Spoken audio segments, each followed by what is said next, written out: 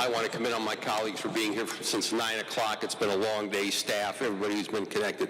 Mr. Chairman, I got to tell you this, though, for the record.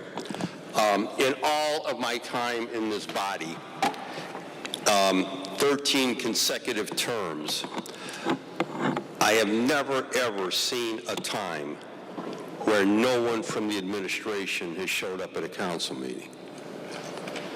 Not one person. If it wasn't for the critical nature of some of the pieces before us, I would have asked that every piece be held. I have never, ever seen that. This is a standing meeting of City Council, and no one from the administration took the time nor the respect to show up for this body when all these members and our staff have been here since early this morning working on pieces of legislation that they requested. But let me just get right to the point here, Mr. Chairman. I want to first of all commend the officers, Cleveland police officers, U.S. Marshal Service, and any other law enforcement agency that was involved in the apprehension of the individual, the suspect involved in the shooting on West 6th. I commend them all and hope that there is an aggressive prosecution. However, my main reason for standing up on the floor tonight, Mr. Chairman, is to dovetail off of that brutal incident to talk about the violent crime that has been taking place in this city. As of yesterday, 101 people have lost their lives in the city due to homicides. At the present path that we are on, we will hit a 30-year record for homicides in the city, when our population exceeded over 500,000. Mr. Chairman, what I experienced on Sunday in my own ward was absolutely outrageous. This gun battle between individuals at a park and two stolen Kias. And as I went out to the scene, and I have to say this for the record again, not only am I the Ward 8 councilman, but I'm chairman of public safety for this wonderful body. No one from CD ever, from the Cleveland Police Department, ever called me to notify me of the shooting. It was two elderly ladies that called me to tell me, Councilman, there's been a bad shooting in the neighborhood. No one from CPD ever called me. Once I got on the scene and saw what was there, I was absolutely appalled. 5 streets cordoned off, a young man, 17 years old, shot, lost his life in this raging gun battle. But as I stood out on the scene, looking down the streets, what did I see? All these little kids playing in the yards, people having cookouts. I'm thinking, my God almighty, I could be dealing with a bunch of dead kids or innocent bystanders because of the way these fools were shooting. I stood in front of my late mother-in-law's house on Alhambra and Mandalay and looked at the 38th shell casing in front of her house, the tags, realizing that she lived in that house for over 60 years. She could have been on the front porch like she was all the time, would sit out there. That was her R&R, sitting on that front porch. Her whole front of her house was a crime scene.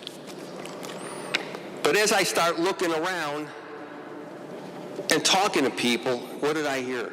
Councilman, these fools are running through our neighborhood every day, waving guns, shooting, threatening people, and stolen cars. Then when I was trying to leave the scene, I was trying to back out in my truck, and there was a basketball court in the yard, in the street, and I asked them if they could please move it so I could get around it, and then I stopped and I asked the gentleman who was playing with the kids, I said, tell me, what's the deal with the basketball court in the street?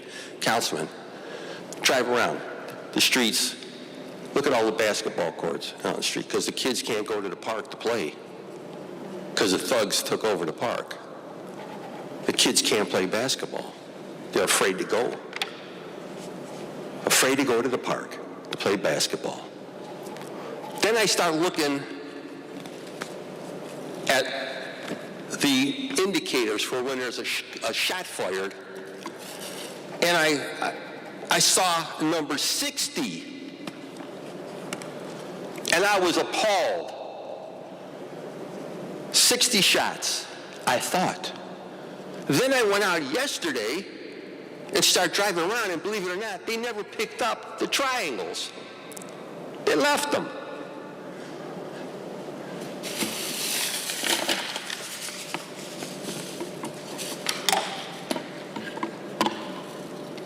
$77. But I was mistaken. Then I learned this afternoon, Councilman, you're wrong. It was 93 shell casings. 93 shell casings. These fools were shooting at one another in a residential working class neighborhood. Then 3 elderly ladies that live across from where this initiated at the park told me, Councilman, because I went over their house, we can't sit on our porch because of these fools. And the one told me, she said, I had to buy a gun. Now, this is not the border of Ukraine and Russia, where you should have to arm up to live in a house. This is the streets of Cleveland. Mr. Chairman, something is terribly wrong here. The incident on West 6th magnified the problem. But look at the carnage every day in this city. And yet, I was never notified. And I want to tell you, as of today, they never briefed me yet on the shooting. Never took the time to brief me on what took place. What I got is a 1-paragraph description, which I don't even believe is correct. I got that today, like all my colleagues. Mr. Chairman, I've said to the mayor, I'm here to help him. You've said that, other members. I don't believe there's anybody in this body that wants to see an adversarial relationship. I certainly don't. I'm here to help the mayor. I voted for him. 5 members of my family voted for him. And one of them said to me yesterday, do you think I did the right thing? I don't know if I did the right thing. I said, no, you did the right thing because it's still early into his administration. He deserves a chance because he inherited a lot of things as well. But, Mr. Chairman, I stand before you today as the chairman of Public Safety Committee. I don't know what the game plan is. We asked that there be a briefing yesterday for all members. We're planning, and you saw the email chain, and they canceled that to brief us on what the game plan is for the remainder of summer and going into the fall. I can't tell you what the game plan is to address the crime problems in our neighborhoods. Now I hear there's going to be a summit, there's going to be this, and da-da-da-da-da-da-da. I hope something comes out of it. But, Mr. Chairman, there better be more just a summit of FOP and the CPPA. The courts have got to be involved. Juvenile justice system, which is broken in this county, has to be involved, because what did I hear from the Euclid chief of police yesterday, who's experiencing the same problem? We arrest them, they're back out the very next day. Out in the street the very next day. And it's just a vicious cycle of violence in our neighborhoods. I'm not going to live like this. And I'm not going to ask anyone else in my ward across the city to live like this. Now, there's got to be a game plan. Now, we are right now down below what we were in 1923 in the Division of Police.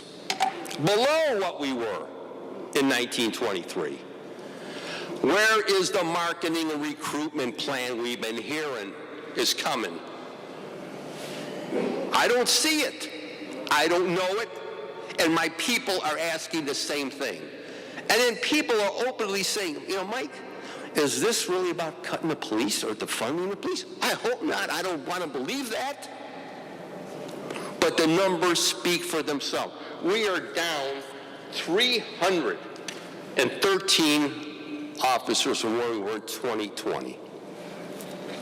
Think about that, my brothers and sisters. And then I hear this thing, well, you know what, Councilman, there's no correlation between violence and the number of police officers working your streets. Is somebody smoking crack? What do the suburbs put an emphasis on? Patrolling the neighborhoods, traffic enforcement. When we had mini stations, when we had the strike force units, when we had a DARE program, those were all preventive maintenance programs to reduce crime in our neighborhoods. I know I was here. Kevin was here.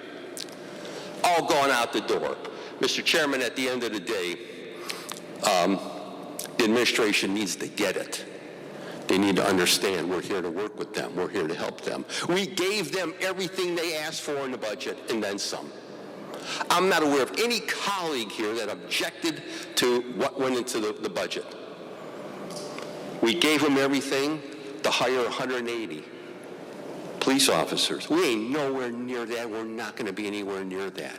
So my message is this, and I'm asking is this, and I think the only way to do this is through you, Mr. Chairman. We've got to ask for a full presentation in the committee room. And I appreciate your concern because you're confronted with the same issues as all of us are. There's no neighborhood immune from this stuff. We got to understand what their game plan and what they're going to do to address these problems. And what's the holistic approach? Because we know that it's just not arresting people. We're not going to arrest our way out of this because there's more problems, bigger problems as well, social problems. But we got to get these people off the street. Then we can try to figure out what's wrong in their life or what's happening at home.